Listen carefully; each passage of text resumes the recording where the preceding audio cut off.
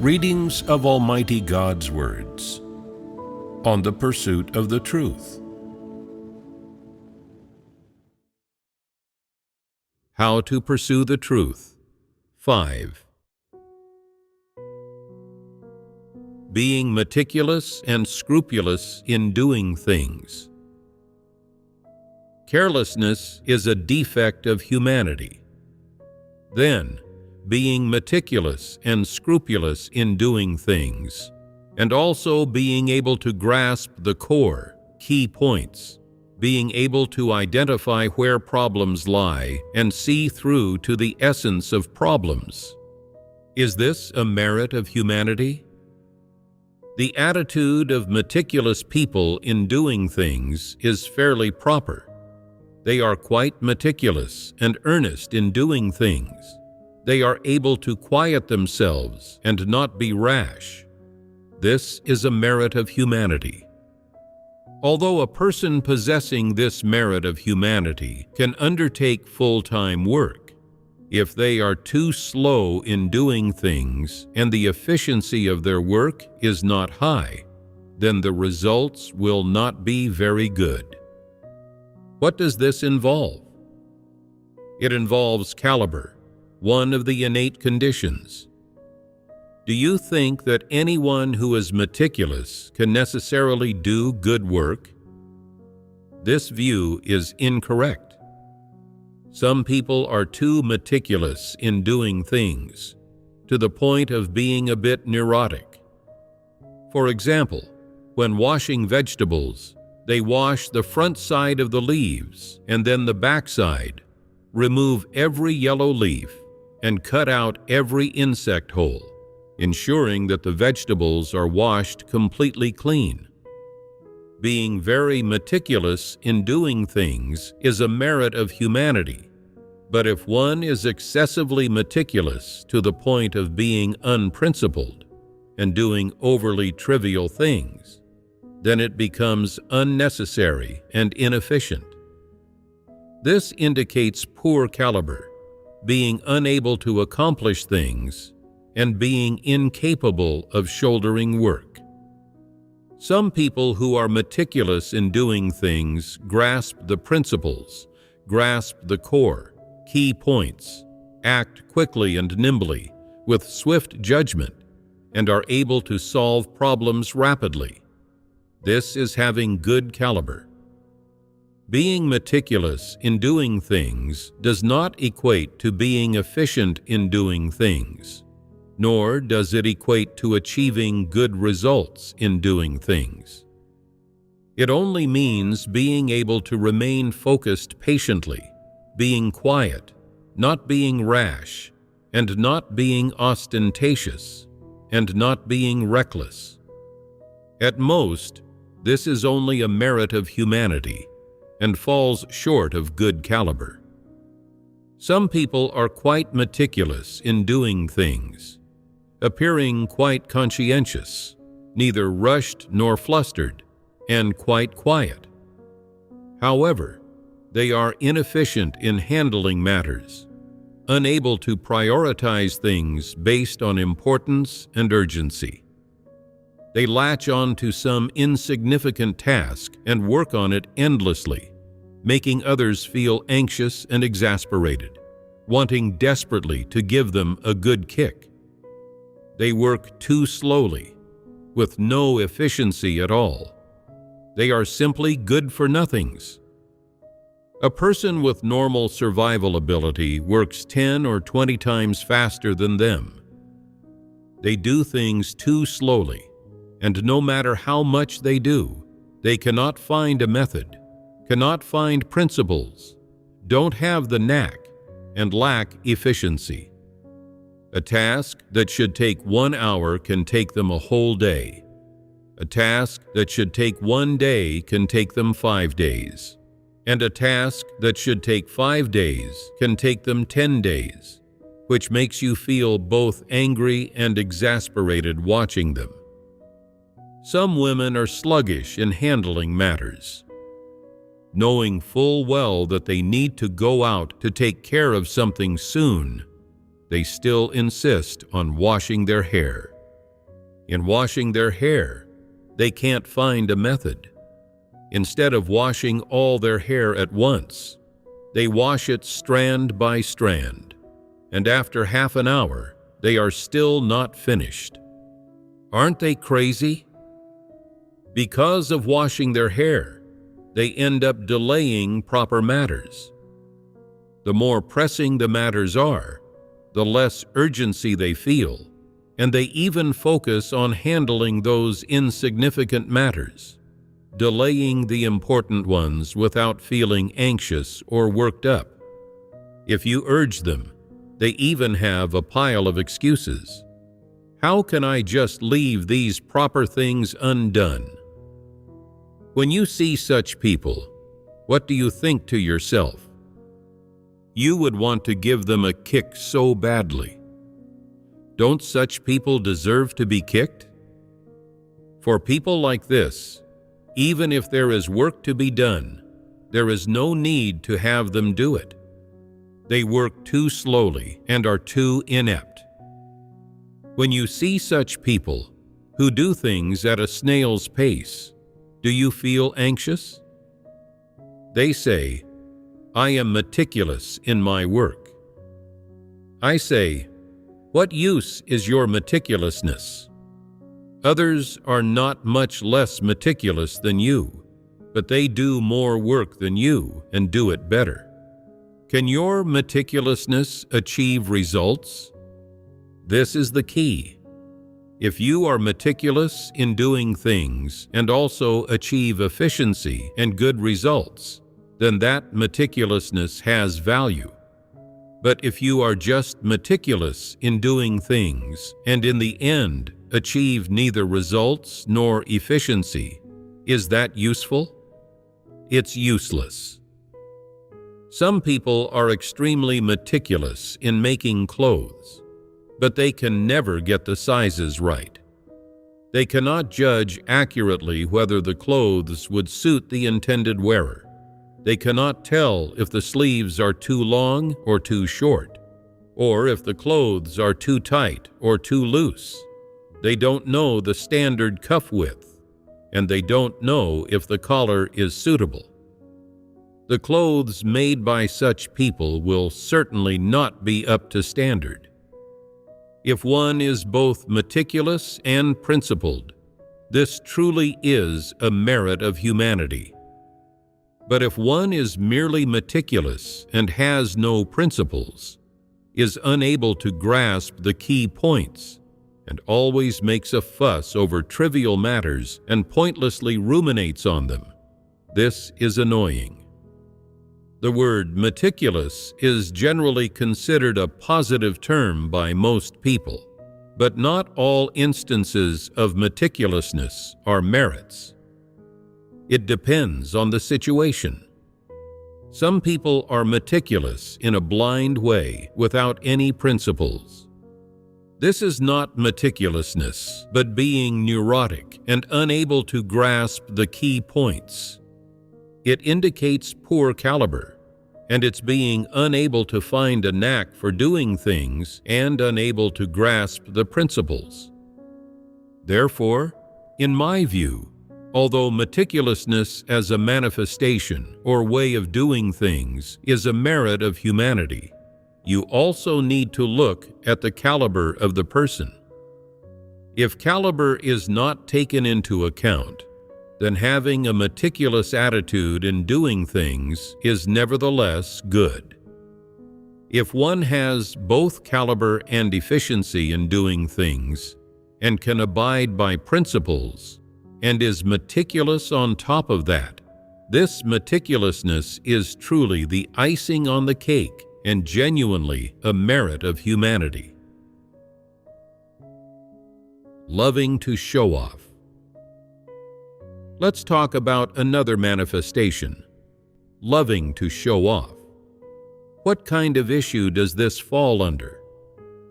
Corrupt dispositions. For example, some people type very quickly.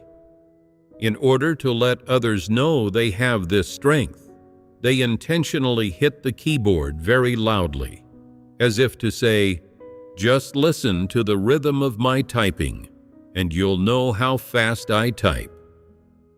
Some people are university graduates, so they habitually say things like, "Back when we were in university," "our university professors," "our university campus," and so on. What kind of manifestation is this? This is called showing off. Some people buy a new car and are afraid others won't know it's a high-end famous brand. After getting out of the car, they don't leave, but instead, one moment they are looking to see if there are fingerprints on the windows, and the next moment they are checking whether there are scratches on the paintwork. Why do they keep hanging around the car? It's just to let others know that the car is theirs. What kind of manifestation is this? Some people have a high-end phone. To let others see it, even when the phone is out of power, they still pretend to be on a call. What is this called? Showing off. Why do they show off? Isn't vanity at play here? Some people wear a mink coat, and even after entering a very warm room, they don't take it off. When someone asks them, "Aren't you hot?" they reply, "No, I'm wearing mink. It's very warm."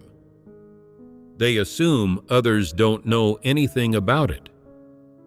When taking it off, they make sure to flash the label, parading it to people. Not only is this coat mink, it's also from such and such, a high-end designer brand. You don't even know it. If others don't know it, what are you even showing off? Isn't that showing off for nothing? Some people even parade themselves to me, saying, "You're wearing a duck-down jacket? You should wear a mink coat. It's very warm." I say, "It is warm, but that coat is very heavy." They wear a mink coat and even parade themselves before me. Tell me, aren't such people who love to show off shallow? In terms of their humanity, they have two problems. One is that they are particularly superficial. When it comes to external possessions and material things like the food they eat, the clothes they wear, and the items they use, they want to make a show of all of them. They cannot suppress the desire to show off and always want to display these things to others, letting others know that the clothes they wear and the things they use are all high-end and exceptional. What does it matter if others know? Even if others see it and don't think highly of them, they still make a show of it. Isn't this shallow? They're shallow and childish. This is the other problem with people who love to show off. Tell me, what can they gain from showing off like that? Is it just to make their presence felt? Is this necessary? Isn't it superfluous? Back in the 1980s and 1990s, if the soles of someone's leather shoes wore down unevenly, they would nail on iron taps, which made a loud sound when walking. Some people had to nail iron taps onto brand new leather shoes before even wearing them, just to let others know they owned a pair of leather shoes. This gave them confidence and made them feel a sense of enjoyment. They believed having others' attention is a good thing. It proves that I have charm and that my existence is validated. So I have to share my fortes, strong points, and the good things I own with everyone. Is this really sharing? This is called flaunting. Aren't there quite a lot of people in this world who love to flaunt? People all think this is quite normal, don't they? No one disdains such people, nor does anyone regard them with a strange look, because the world is full of such people who are obsessed with all sorts of material and monetary pleasures and the pleasures of status. Therefore, this world glorifies these things. In God's house, such people make others feel revolted and disdainful. Why? Those who believe in God, from the beginning of laying a foundation to gradually understanding the truth and the value and meaning of being human, begin to care less about material pleasures and some of the world's superficial things. Their inner drive to pursue external possessions diminishes, the goals and direction of their pursuit change, and the needs of their inner world become different. They develop a different perspective on material needs, feeling that such things are all empty and cannot satisfy the needs of their hearts. Therefore, their tendency to show off and flaunt all sorts of things lessens.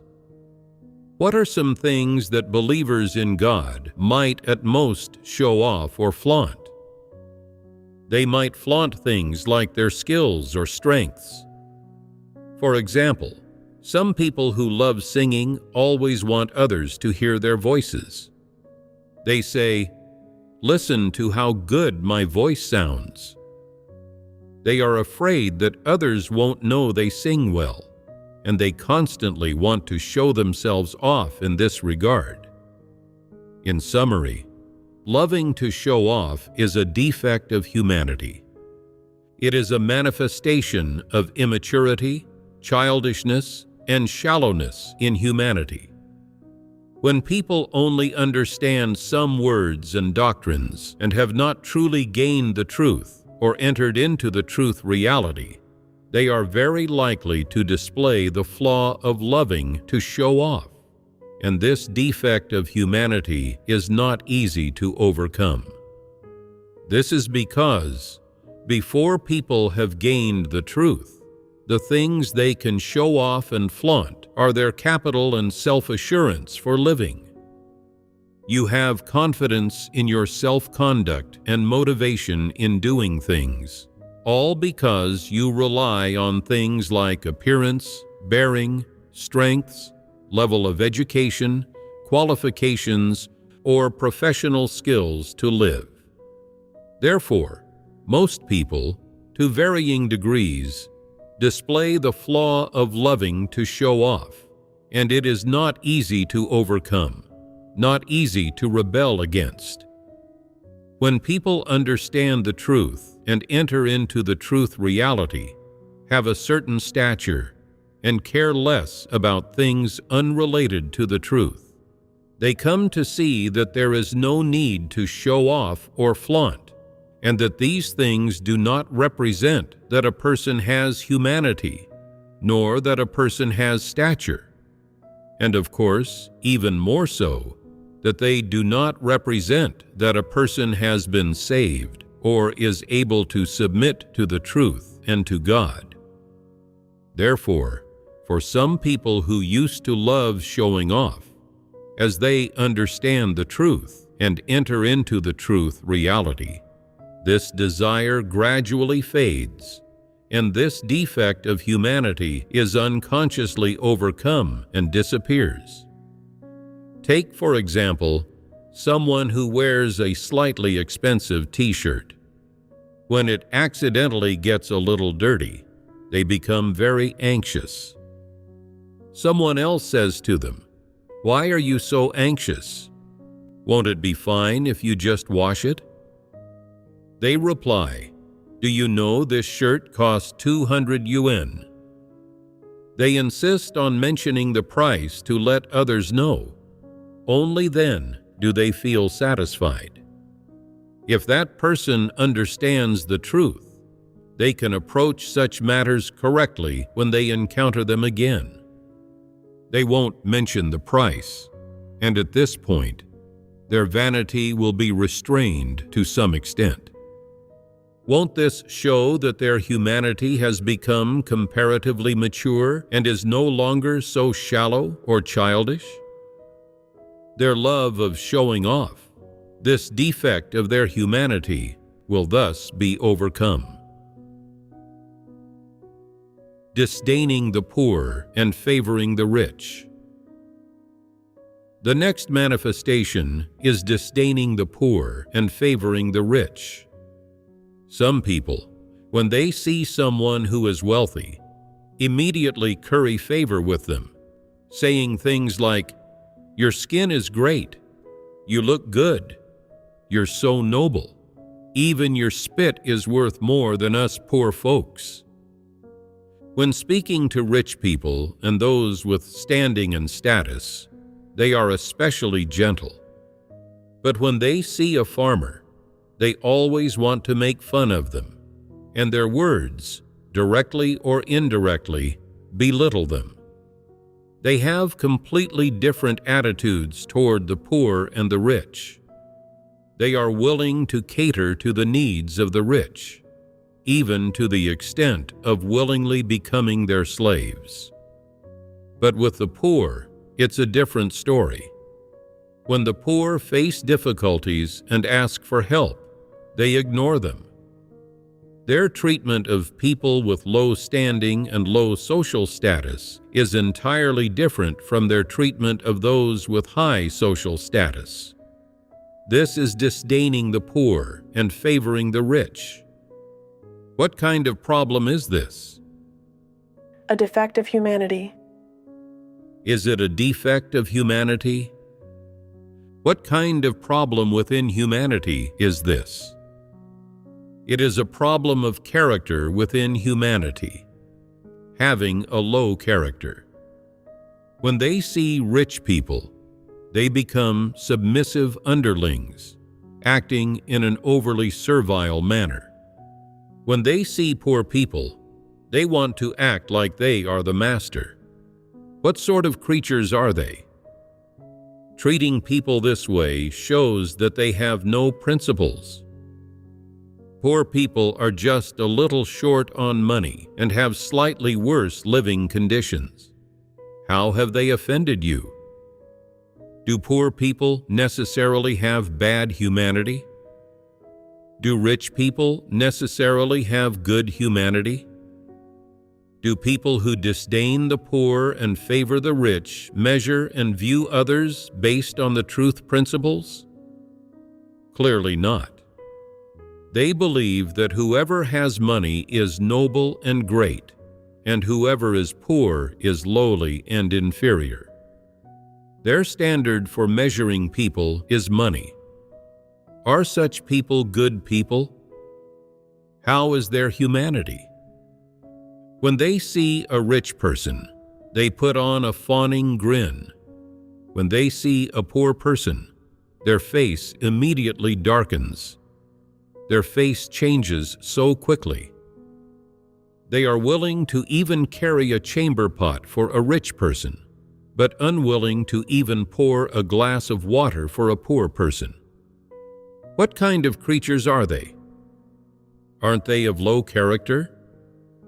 Is it good for such people to be leaders? No. Why not?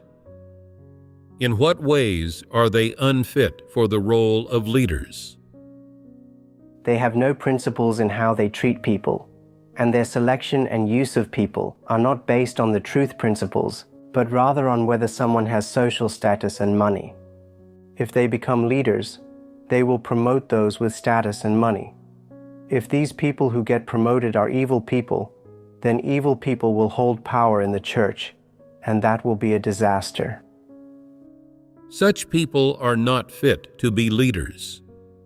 For one thing, they are of low character, and they have no standard of conscience in what they do. For another, if they were made leaders, they would turn the church into something like society. The church they lead would become a social group. They would promote those who are wealthy and influential, who have standing, status, and connections, and who thrive in society, making them team leaders and supervisors, while trampling underfoot those farmers, poor people, and those who are poorly educated and not good at speaking pleasant-sounding words, who have good humanity, have caliber, and who pursue the truth but are of low social status. Wouldn't this make the church just like society? What difference would there be? In society, isn't it those who are wealthy and have status who hold power? Isn't it those with standing, connections, power, and influence who hold status and take the limelight across all levels, fields, and groups in society? If God's house were like society, would it still be God's house? It would no longer be God's house and could not be called a church. It would be a social group. The consequence of people who disdain the poor and favor the rich becoming leaders is exactly this. Such people become lackeys of anyone with status. Tell me, do people who act as lackeys have any principles? Do they have boundaries in their self-conduct? Such people have no principles or boundaries in their self-conduct. When faced with a dangerous environment, they could turn Judas. If their country were to fall, they would become traitors. If they became government leaders, they would become national betrayers. This is exactly the kind of creatures they are. Therefore, they are not fit to be leaders.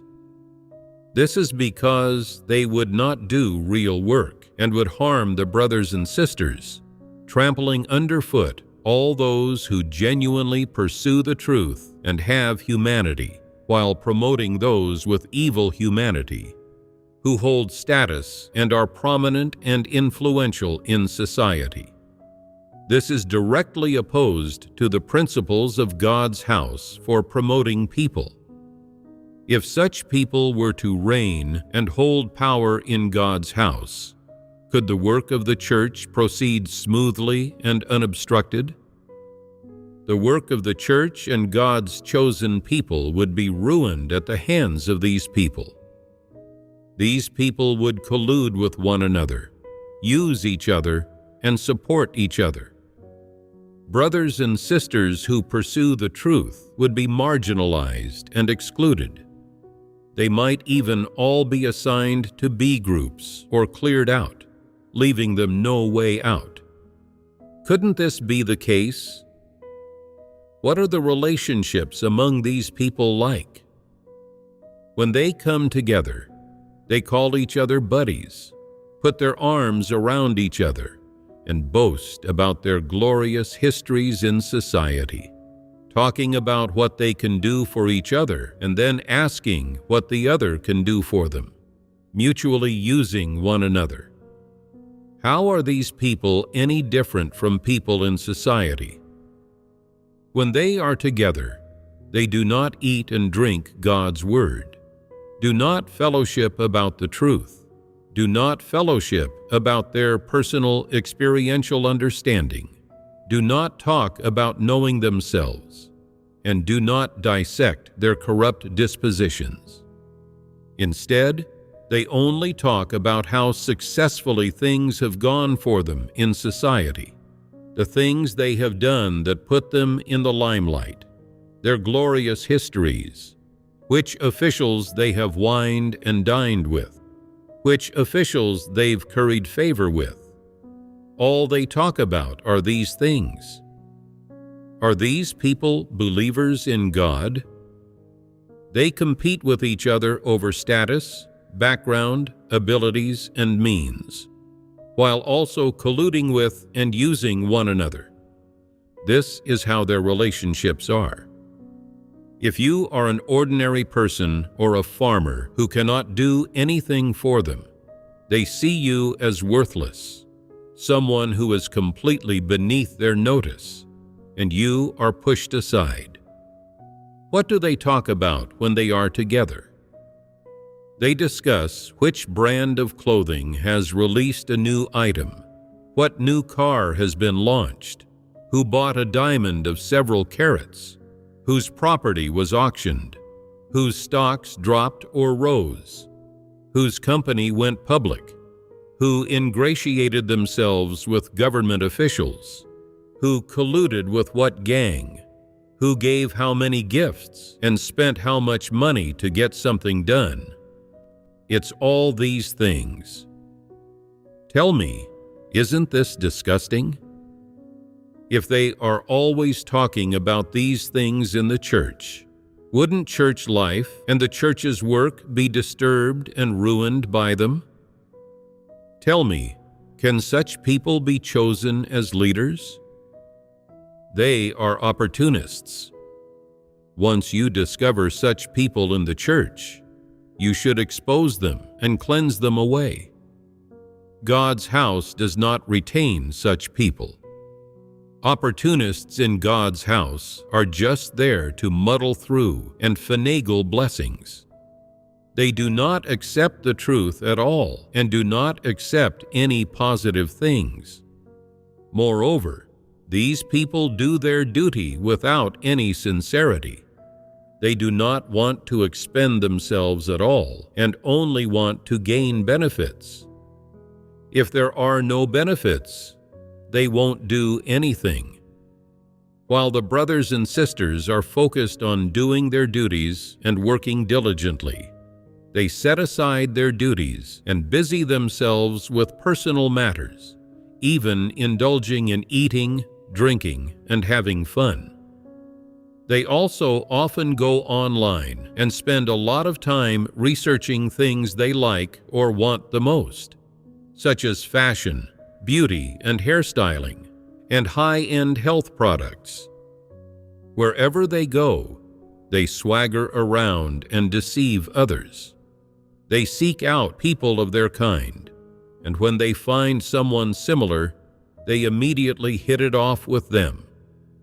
They cannot get along with true brothers and sisters, and in the church, they are misfits and non-humans. When you see such people, you must stay away from them. Furthermore, if most people or your leaders have no discernment and still regard them as truly believing brothers or sisters, you must step forward to expose them and cleanse them away. Do you understand now? Why must such people be cleansed away? Because such people easily cause disturbances in the church, bring in a negative atmosphere, and can influence others in doing their duty and pursuing the truth. Exactly. They wreck the atmosphere of the church. They do not pursue the truth themselves and also influence others, holding them back. For doing work worth $1, they demand $10 in wages. Using such people isn't even as worthwhile as raising a dog. At least a dog can guard the house and be loyal to its owner. It doesn't pull shady maneuvers behind the scenes, and you don't have to worry about it causing trouble later on. What would the consequences be if the church permitted people who disdain the poor and favor the rich? Could they help God's chosen people? Could they be beneficial to others? Once they are revealed and seen through by others, they should be cleansed away. If they are allowed to remain, they will only disrupt and disturb, only create trouble, and only bring calamity to the church. If you wait until they cause a major disaster and just clear up the mess after, that would be very troublesome.